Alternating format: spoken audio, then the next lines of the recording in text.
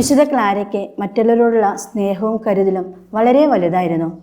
വിശുദ്ധ ക്ലാര രാത്രികളിൽ ഒരുപാട് സമയം പ്രാർത്ഥിക്കുമായിരുന്നു. കൂടെയുള്ള സഹോദരിമാർ ക്ഷീണിച്ചുറങ്ങുന്നുണ്ടാവും. യൂറോപ്യൻ നാടല്ലേ, തണുപ്പുള്ള രാത്രികളിൽ നമ്മുടെ അമ്മമാരൊക്കെ ചെയ്യുന്നത് പോലെ ക്ലാര ഒരമ്മയെപ്പോലെ തൻ്റെ സഹോദരിമാരെ അടുത്ത് ചേർന്ന് പുതപ്പിക്കുമായിരുന്നു. തൻ്റെ ഉടുപ്പിനേക്കാൾ വളരെ പഴയതും കീറിയതുമായ വസ്ത്രങ്ങൾ മറ്റൊരാൾ ഇട്ട് കണ്ടാൽ തൻ്റേത് അവർക്ക് കൊടുത്ത് അവരുടേത് സ്വയം ധരിക്കുമായിരുന്നത്രേ. ഇതൊക്കെ ക്ലാര പുണ്യാർത്തിയുടെ പുസ്തകത്തിൽ നിന്ന് വായിച്ചു കേട്ടതാണ് കേട്ടോ.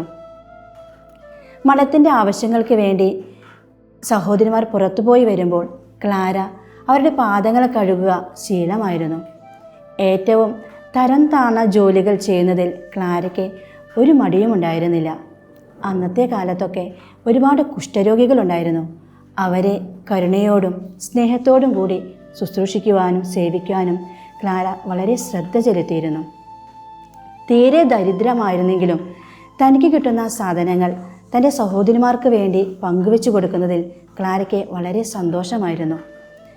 ഒരമ്മയെപ്പോലെ ഒരമ്മ തൻ്റെ മക്കളെ ശുശ്രൂഷിക്കുന്നതിലും സ്നേഹിക്കുന്നതിലും അധികമായിട്ട് ഒരു സഹോദരി തൻ്റെ ആത്മീയ സഹോദരിയെ ശുശ്രൂഷിക്കുകയും സ്നേഹിക്കുകയും ചെയ്യണമെന്ന് അവൾ പറയുമായിരുന്നു. ഇതൊന്നും ഇന്നത്ര പ്രാക്ടിക്കൽ അല്ല എന്നെനിക്കറിയാം. എന്നാലും നമുക്കൊക്കെ ഒരു അമ്മ മനസ്സുണ്ടാകുന്നത് നല്ലതല്ലേ? നമുക്ക് പ്രാക്ടിക്കലാക്കാൻ പറ്റുന്ന ചില കാര്യങ്ങളൊക്കെയുണ്ട്. നമ്മുടെ വീടുകളിലായാലും നാം ജോലി ചെയ്യുന്ന ഇടങ്ങളിലായാലും നാം കണ്ടുമുട്ടുന്നവരുടെ ഇടയിലായാലും നമുക്കൊരു അമ്മ കരുതൽ ഉണ്ടാകുന്നത് നല്ലതാണ്.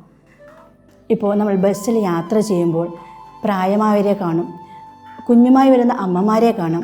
അവരെയൊക്കെ ഒന്ന് കാണുമ്പോൾ ഒന്ന് എഴുന്നേറ്റ് കൊടുക്കുവാൻ, വളരെ വിഷമിച്ച് വരുന്നവരെ അവരോടൊന്ന് സംസാരിക്കുവാൻ, രാപ്പകൽ അധ്വാനിക്കുന്ന നമ്മുടെ അപ്പനും അമ്മയ്ക്കും ഒരു കുഞ്ഞു സഹായം, മനസ്സ് വെച്ചുള്ളൊരു സഹായം ചെയ്തു കൊടുക്കാൻ, പ്രായമായവർ വീട്ടിലുണ്ടെങ്കിൽ അവരുടെ അടുത്ത് ചെന്ന് അല്പസമയം ചെലവഴിക്കാൻ, ഇങ്ങനെ കുഞ്ഞു കുഞ്ഞു കാര്യങ്ങൾ ചെയ്യാമല്ലോ നമുക്ക്.